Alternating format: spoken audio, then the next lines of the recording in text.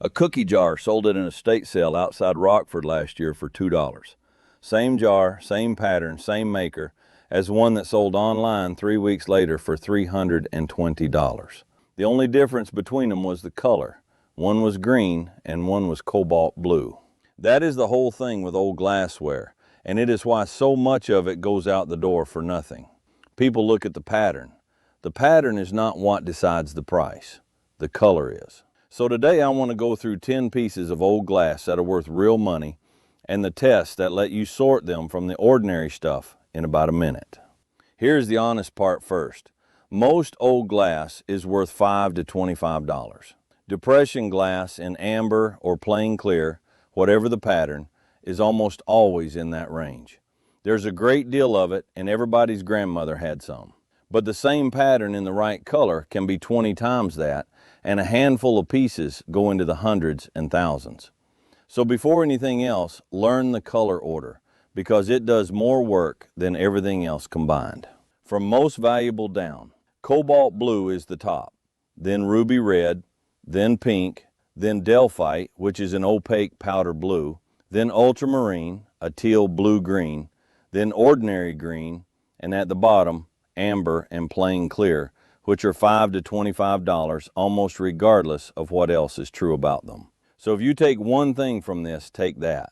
Sort by color first, then look at the pattern. Now, 3 physical tests, because there are several different families of glass here and they are worth different money. First, weight. Real lead crystal has around 24% lead oxide, and it is noticeably heavier than it looks. Pick it up, then pick up an ordinary tumbler. The difference is obvious. Second, the ring. Tap the rim gently with a fingernail. Lead crystal gives a clear, musical note that hangs and fades slowly. Ordinary pressed glass gives a dull click. This is the most reliable test there is, and it costs nothing. Third, the edges of the pattern. Run a fingertip over it. Cut glass, where the design was ground in by hand on a wheel, has sharp, crisp ridges that catch on your skin. Pressed glass, poured into a mold, has soft, rounded edges and usually a faint seam running up the side. Cut is worth many times pressed. And one more test, which is the most fun and the most useful. Get a UV Blacklight, the 365 nanometer kind, which costs $15 to $30. Take a piece into a dark room and shine it. If the glass glows a vivid, unmistakable green, you have uranium glass, sometimes called Vaseline glass. That glow comes from inside the glass, not off the surface, and nothing else does it. It is the single cleanest identification in this entire hobby, and most people have never tried it. Let us start at number 10. Number 10, common depression glass in amber or clear. This is most of what is in most cabinets. Plates, tumblers, bowls, in warm amber or plain clear, in any of the well-known patterns. $5 to $25, whatever the pattern is. What to check? Just the color. If it is amber or clear, you can put it down without feeling bad. Knowing what to leave is most of this, and it stops you carrying home boxes of glass that will never be worth anything. Number 9, common uranium glass. Now the Blacklight starts earning its keep. Ordinary uranium glass turns up constantly, and most people have no idea what they have, because in daylight, it just looks like slightly yellow-green glass. Pressed pattern plates run $12 to $35. Tumblers, $15 to $45. Hobnail candy dishes, $25 to $75. Small compotes, $30 to $90. Not fortunes, but this is the easiest money in the category because the identification is instant and nobody else at the sale is carrying a Blacklight. What to check? The glow in a properly dark room. It should be a strong green that clearly comes from within the glass. A faint surface shimmer is not it. Number 8, cherry blossom in green.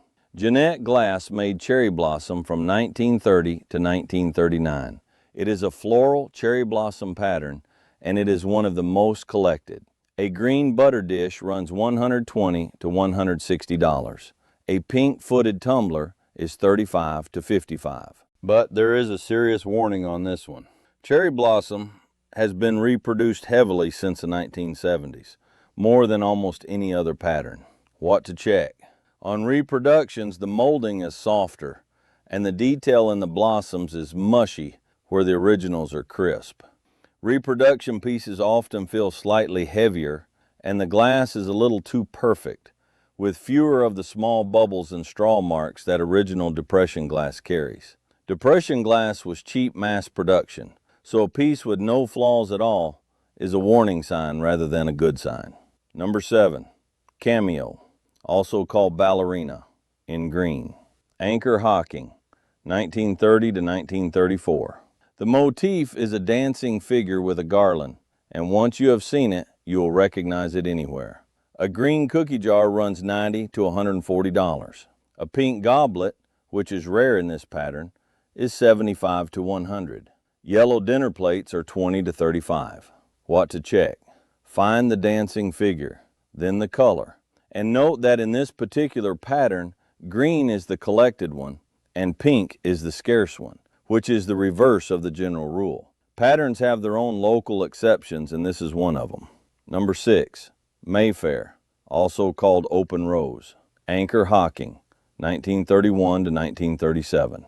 An open rose motif with a garland border. A pink cookie jar runs $70 to $110. A blue one runs $200 to $350. And blue Mayfair is genuinely scarce. What to check? Pink is the common collected color here, and blue is the prize. If you find Mayfair in blue, stop and look at it properly, because that is a different order of piece. Number 5, American Sweetheart, in ruby red. Macbeth Evans, 1930 to 1936. A soft floral scroll pattern.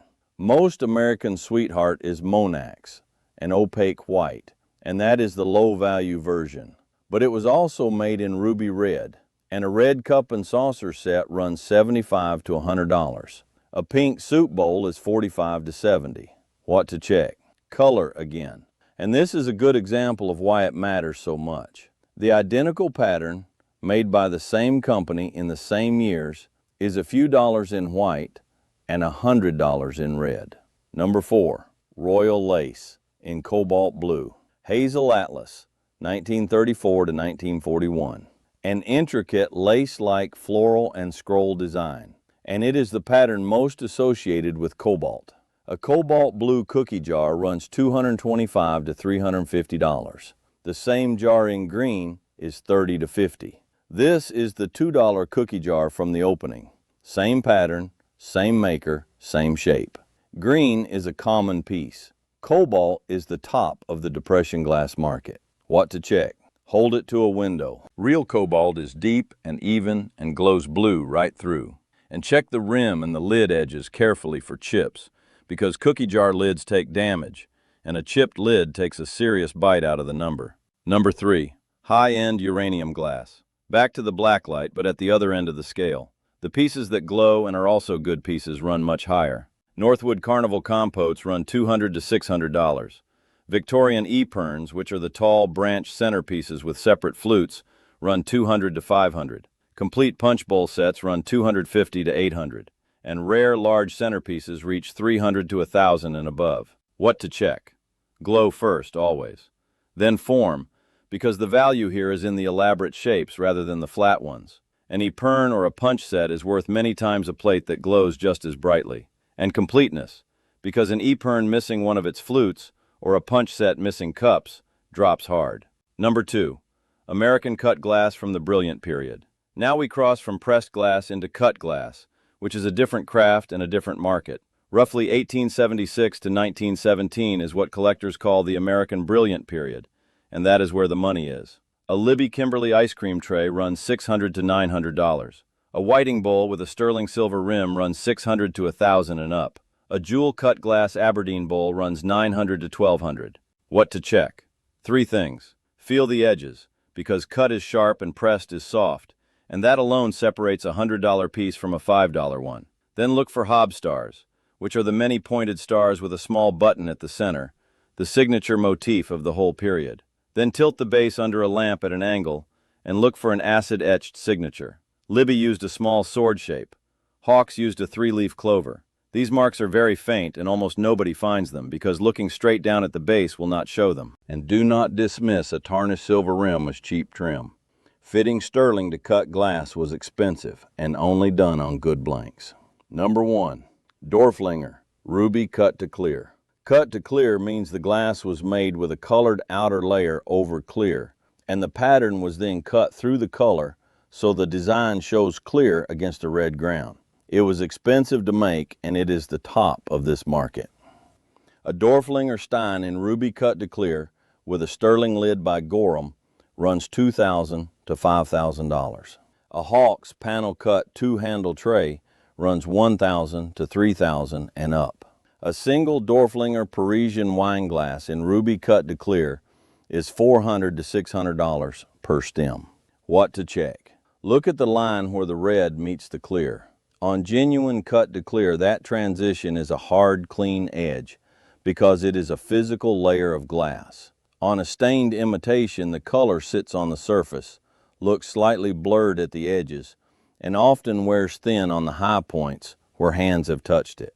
Then check the foot, because Dorflinger cut hobstars into the underside of the foot on the good pieces. Now, condition, because it decides more than identification does. Chips are the main thing, particularly on rims and on the points of cut patterns. Run a fingertip slowly all the way around every edge. A chip you can catch a nail on is real damage. Cloudiness inside a decanter or vase, that milky film that will not wash out, is called sickness. It is mineral deposit etched into the glass from water standing in it. It is usually permanent and it takes a lot off. And here is the one that costs people the most. Never put old glass in a dishwasher. Dishwasher detergent etches the surface and turns clear glass permanently hazy, and it will destroy the value of a piece in a single cycle. Wash by hand in lukewarm water, and do not use abrasive polish to try to clear cloudiness, because on cut glass it rounds off the sharp edges that identify the piece as cut in the first place. The reason I go through these is straightforward. Nobody is taught this. So a family clears a house, the whole cabinet goes out at $1 a piece, and the person who arrives early with a Blacklight in their pocket knows exactly which 4 things to pick up. That is not a scam. It is just information most people never had. So the short version, sort by color before anything else, because cobalt and ruby and pink are where the money is, and amber and clear are not. Tap the rim. Feel whether the pattern is sharp or soft, and get a Blacklight because it costs $20 and it identifies a whole category of glass instantly that almost nobody else at the sale can see. Go and look at the cabinet tonight. Sort it by color first. You will know in a few minutes whether there is anything in there worth a closer look.